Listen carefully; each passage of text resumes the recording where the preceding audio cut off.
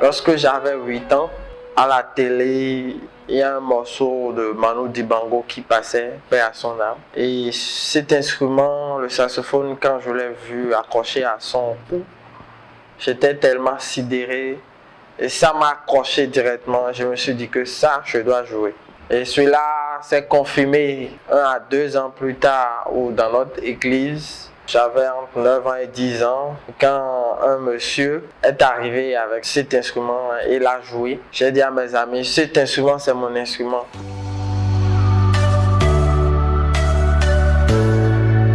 Je m'identifie à toutes les musiques, en particulier les musiques africaines. J'aime plus les musiques africaines et les musiques de chez nous. Je suis invité par tout type de personnes et qui me demandent beaucoup de styles de musique. Donc, j'aime mettre ma touche particulière. Donc, dès que j'ai une musique d'Occident, j'essaie de mettre quelques notes africaines dedans pour donner une couleur africaine, pour pouvoir vraiment montrer notre culture.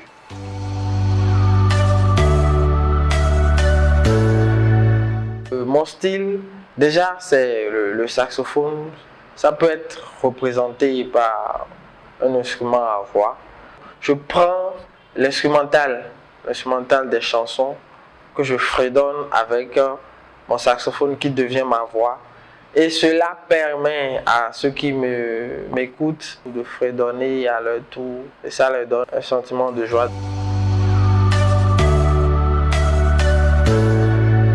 Manu Dibango m'a beaucoup influencé. Dès que j'ai commencé le saxophone, arrivé à un certain niveau où je dois chercher un mentor, c'est lui directement que j'ai détecté avec son Soul Makossa. Et je l'écoute beaucoup et je le copie beaucoup. Mon rêve, c'est de devenir comme lui.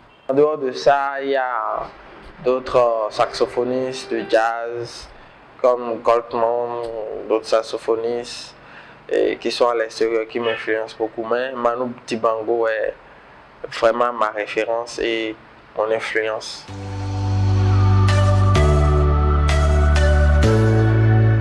Il y a beaucoup de moments qui m'ont marqué. Lorsque la chanteuse de renommée internationale était venue ici, Charlotte Dipanda, j'avais joué pour accueillir les invités, c'était devant elle. Ça m'a vraiment marqué, ça m'a touché. J'avais joué devant le talentueux Anis CPP, où à la fin il m'a dit vraiment, mon jeune, vous êtes très éloquent. Ça m'a vraiment marqué. Ce qui me marque aussi, c'est de jouer devant des grandes personnalités du pays, comme le grand PDG du groupe Empire, comme Richard Flash.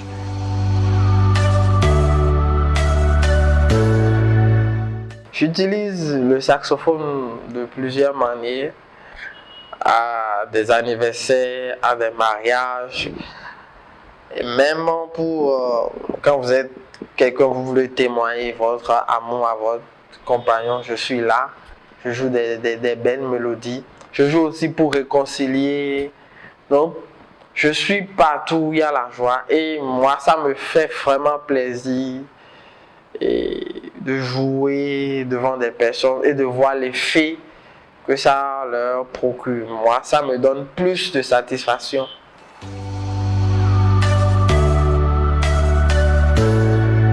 J'ai eu assez de collaborations. J'ai eu à être musicien du grand chanteur d'opéra Marion Agbo. J'ai eu aussi à jouer avec le grand maître, le maestro Meshak Adjahou. Et tout dernièrement, lors d'un festival, j'ai été contacté par un danseur français béninois qui était venu pour un festival ici. Monsieur Vincent, un chanteur, un danseur très talentueux où on a fait une collaboration ensemble.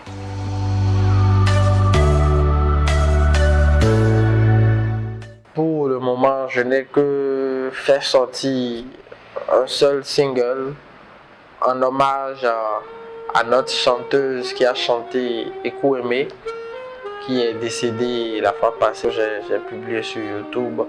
Pour le moment, je suis encore en studio pour faire sortir un album pour le plaisir de tous.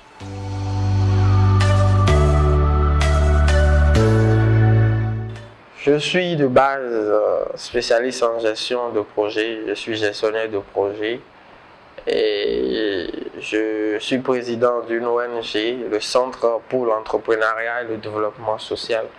Et nous œuvrons vraiment pour l'entrepreneuriat, pour aider les jeunes à vraiment s'en sortir. En dehors de ça aussi, je vends des instruments de musique, surtout touristes.